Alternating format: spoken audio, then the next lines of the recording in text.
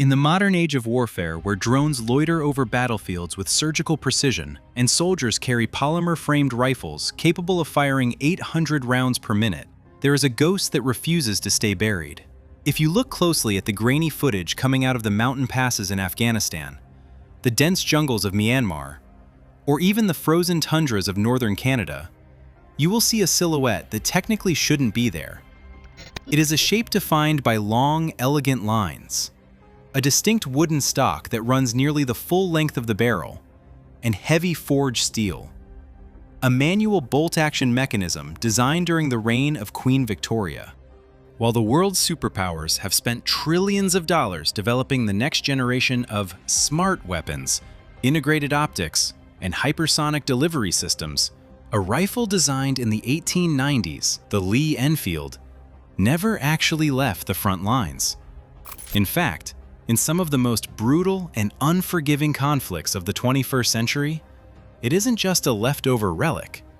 It is often more effective than a modern assault rifle. In high-altitude engagements or sub-zero climates where modern battery-dependent optics and tight-tolerance gas systems might seize up or fail, the Enfield keeps firing. But why? Why does a weapon from the age of steam and horse-drawn carriages continue to claim lives in the age of the internet? The answer isn't just about reliability or tradition. There's a darker, more pragmatic reason why the Lee-Enfield remains one of the most successful killing machines ever devised. To truly understand why it's still in service, we have to look past the museum displays and understand the paradox of its design. It was built for a type of speed the world wasn't ready for, and a type of range the modern world has largely forgotten how to handle. This isn't just a gun, it's a mechanical survivor that has outlived every empire that tried to retire it. Most weapons are born, serve their purpose, and fade into the quiet halls of museums within 30 or 40 years. Think of the transition from the muskets of the Napoleonic Wars to the rifled barrels of the American Civil War. That happened in a flash. But the Lee-Enfield is a radical outlier. Over 130 years, it has served in every major global conflict and countless minor ones. It held the line at Mons in 1914, survived the suffocating gas-filled mud of the Somme, and cleared the bombed-out houses of Caen in 1944. It was the rifle that saw the sun rise and set on the British Empire. But the end of the Second World War wasn't the end of the rifle. The Lee-Enfield didn't retire in 1945, and it certainly didn't disappear when the British Army finally moved to the semi-automatic SLR in the 1950s, or the bullpup SA-80 in the 80s. Instead, it went underground. It remained in frontline service with irregular forces, border guards, and high-altitude marksmen across Africa, the Middle East, and the Arctic. From the 1960s bush wars in Rhodesia to the current resistance movements in Myanmar and even the front lines in Ukraine, the Enfield persists. The question we have to answer is, why does this specific rifle, the short magazine Lee-Enfield or SMLE, remain relevant today in nearly identical form to what it was a century ago? We're not just looking at a piece of history. We're looking at a mechanical masterpiece that solved a specific problem so elegantly that nobody has actually solved it better since. To understand its longevity, we first need to look at the crisis it was built to address in the late 19th century, a time when the very nature of killing was undergoing a terrifying transformation. In the late 19th century, military commanders were terrified. For centuries, infantry tactics had been limited by the slow, single-shot muzzleloader. Even early breech-loaders were essentially one-shot weapons that required a soldier to stop, fiddle with a cartridge, and reload after every single trigger pull. Then came the invention of smokeless powder in the 1880s. This changed everything. Suddenly, you didn't have a giant cloud of white smoke revealing your position after every shot.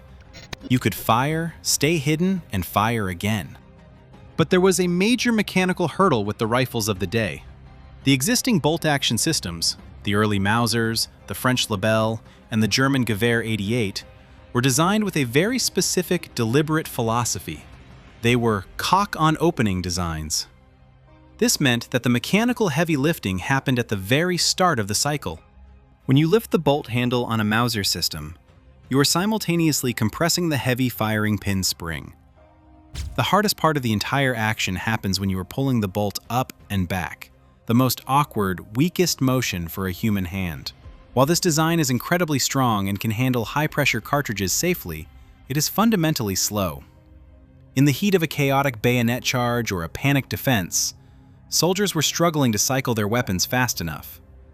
The infantry needed a volume of fire that a standard bolt action couldn't provide. Yet the world wasn't ready for the weight and unreliability of early automatic weapons. They needed a manual rifle that could behave like a machine. In steps James Paris Lee, a Scottish-born American inventor who understood something most gunsmiths of the era ignored. Human hands don't work like machines. He realized that if you want a soldier to fire faster, you have to build the rifle around natural human movement, not against it. He threw out the Mauser rulebook and created a cock-on-closing design. In a Lee-Enfield, as you pull the bolt back, it moves with almost zero resistance because the spring isn't being compressed yet. You're simply extracting the spent casing. Only when you push the bolt forward to chamber a new round does the spring compress. Since you're using your palm and your arm's forward momentum, a much stronger and more natural mechanical motion, the action feels incredibly smooth and light. But Lee didn't stop there. He used rear-locking lugs. Most rifles have the metal tabs that lock the bolt into the rifle positioned at the front of the bolt, near the barrel. Lee put them at the back. This simple change allowed him to position the bolt handle much closer to the shooter's hand and the trigger. This dramatically shortened the bolt throw, the physical distance the handle has to travel to cycle a new round. A soldier didn't have to reach forward, pull back, and reach forward again in a long, clunky motion. He could keep his hand right next to the trigger, flicking the bolt with his fingers in a rhythmic, circular motion that barely disturbed his aim. Then, he added a 10-round detachable magazine at a time when every other major army in the world was using 5-round internal clips. You didn't just have a rifle anymore, you had a weapon that could mimic the fire rate of a semi-automatic in an era when semi-automatics were still a pipe dream. This design was so fast that it fundamentally changed British infantry doctrine for the next 50 years. If you want to know why the Enfield became a legend, you have to look at the Mad Minute. This wasn't just a drill, it was the gold standard of British marksmanship. A German soldier with a Mauser 98 could fire about 10 to 12 rounds per minute with reasonable accuracy. A Russian soldier with a Mosin Nagant might manage 8 to 10. In contrast, a British regular trained on the Lee-Enfield was required to hit a 12-inch target at 300 yards 15 times in 1 minute. And that 15 rounds was the minimum standard for a professional soldier. Many soldiers regularly managed 20, 25, or even 30 rounds. The world record, set in 1914 by Sergeant Instructor Alfred Snoxall, was a staggering 38 hits in 60 seconds. Think about that. 38 accurate shots in 1 minute with a manual bolt-action rifle. The practical, bloody consequence of this training became clear at the Battle of Mons in 1914. As massed German infantry advanced across the open fields of Belgium, the British Old Contemptibles opened fire with their Enfields. The fire was so rapid, so constant, and so accurate that German commanders actually reported they were facing massed machine guns. In their diaries, German soldiers described the experience as walking into a wall of lead. They couldn't fathom how a thin line of British soldiers was producing that much fire. They kept waiting for the pause to reload, the 5-round gap they were used to with their own rifles. But because of the 10-round magazine and the speed of the Lee action, the pause never came. The Enfield had achieved something no other bolt action could: tactical suppression. It was the first time in history that a manual rifle had been used to simulate the effect of an automatic weapon on a grand scale. It's ironic, but the Lee-Enfield's greatest strength was almost its downfall. Like any genuine innovation, it faced massive institutional resistance from the old guard. The British ordnance establishment actually hated the 10-round magazine initially. In their rigid Victorian worldview, they worried that having too many bullets would encourage soldiers to waste ammunition. They believed a soldier should fire one careful shot, wait for a direct order from an officer, and then fire again. To prevent soldiers from using the magazine, they actually installed a magazine cutoff, a sliding metal plate that blocked access to the magazine, forcing the soldier to load one round at a time into the chamber, like a 1700s musket. The magazine was only supposed to be used in emergencies.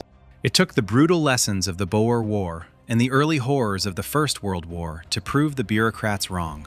What they called wasting ammunition was actually the foundation of modern warfare: suppressive fire. It was the only way to survive on a battlefield where the enemy could stay hidden. As the wars dragged on, the rifle evolved to meet these needs. The SMLE Mark III improved the sights and the charging system. Later, during the Second World War, the No. 4 Mark I simplified manufacturing and moved the rear sight from the middle of the barrel to right in front of the shooter's eye. This made it even faster to aim and easier to use in the chaos of urban combat. Even as the Americans adopted the semi-automatic M1 Garand, the British stayed with the Enfield. They weren't just being stubborn. They believed a well-trained soldier with an Enfield was just as deadly as one with a Garand, but with a rifle that was far less likely to jam in the grit and grime of a trench. By the 1950s, the world was moving toward NATO standardization and the era of the modern assault rifle. The Enfield should have died then. It was an old-fashioned wood and steel tool in a world of stamped metal and plastics. But the British made an inspired decision. They realized that while the Enfield action was technically stretchy, a gunsmithing term for the bolt flexing slightly under high pressure, those rear-locking lugs made it incredibly reliable in extreme conditions. They decided to convert the best-shooting old .303 Enfields into the L42A1 sniper rifle, rechambered for the 7.62 NATO round. The logic was simple. While new semi-automatic rifles were excellent for spray-and-pray combat at 200 meters, the old Enfield action, firing a heavy, high-velocity round, could still drop targets at 800 and 1,000 meters with boring consistency. In the Falkland Islands War in 1982, nearly a century after the Lee system was first designed, British snipers were still using these modified Enfields to outrange and outshoot Argentine forces. The same short bolt throw that made it fast in the trenches of 1914 made it perfect for precision shooting. A sniper could fire, cycle the bolt, and fire again without ever taking his eye off the scope or moving his head. In the world of high-stakes marksmanship, that lack of unnecessary movement is the difference between a hit and a miss. The Enfield wasn't just surviving, it was still winning. Now we have to address the darker answer. Why is it still here, in the 2020s, being used by insurgents and professional units alike? The first reason is a historical accident we might call the Colonial Echo. When the British Empire contracted and withdrew from its global territories, they left millions of Lee-Enfields behind. From India and Pakistan to Kenya and Malaysia, these weren't just leftovers for museums. They were the primary weapons for local security forces who couldn't afford a constant supply of modern rifles and the expensive ammunition they require. We saw this clearly during the 2008 Mumbai terror attacks. Viral images showed Indian police officers facing down terrorists armed with modern AK-47s. What were the police carrying? 1940s-era Lee-Enfields. On the surface, it looked like they were outgunned, but the tactical truth is more complex. The Enfield outranges the AK. In the mountains of Afghanistan, the Mujahideen, and later the Taliban, cherished the .303. They learned that the AK-47's 762 by 39mm round loses both its punch and its accuracy after about 300 meters. But the heavy .303 round from a Lee-Enfield? It's still lethal at 700 or 800 meters. You might think an old bolt action is a disadvantage against a modern machine gun. But in mountainous terrain, the Enfield is a ghost. A sniper fires one high-powered round from a mile away and disappears into the rocks before the sound even reaches the target. It's the great equalizer for forces who can't match modern firepower but can match the distance. The second reason is environmental. The Canadian Rangers, a subcomponent of the Canadian Armed Forces Reserve, only recently started phasing out the Lee-Enfield No. 4 in 2018. Why did they keep a 19th century design for so long? Because modern assault rifles hate the cold. At -50 degrees Celsius, polymers become brittle and shatter. Gas-operated systems seize up because of moisture freezing in the tubes. But the Lee-Enfield, with its generous mechanical tolerances and simple wooden stock, simply doesn't care. It works in the Arctic when everything else fails. It's a mechanical tool that refuses to be obsolete. The Lee-Enfield is a testament to a specific moment in history, a moment when human engineering reached a peak of mechanical perfection that modern electronics have yet to surpass in terms of pure longevity. It is a weapon of deep contradictions. It was built for a queen who died before the airplane was even invented, yet it is used today by groups who coordinate their movements via satellite phone and encrypted apps. It was designed to be the fastest bolt action in the world, and it ended up being the longest lived. The rifle survived the transition from horse-drawn carriages to tanks, and from biplanes to stealth fighters. The dark reason it's still in service isn't that we can't build better guns. Of course we can. It's because the Lee-Enfield represents a fundamental, uncomfortable truth about warfare. A weapon that is fast enough, reaches far enough, and refuses to break will always have a place on the battlefield. The core action that began taking shape in the 1890s is still here, still working, still chambering rounds, still claiming lives. The Lee-Enfield haunts the modern world as a reminder that sometimes the old ways aren't just good enough, they are lethally efficient. Some ghosts never rest, as long as there's a trigger to pull and a target in the distance. And as long as there are harsh climates, long distances, and soldiers who need a rifle they can trust with their lives, the silhouette of the Enfield will continue to haunt the battlefields of tomorrow.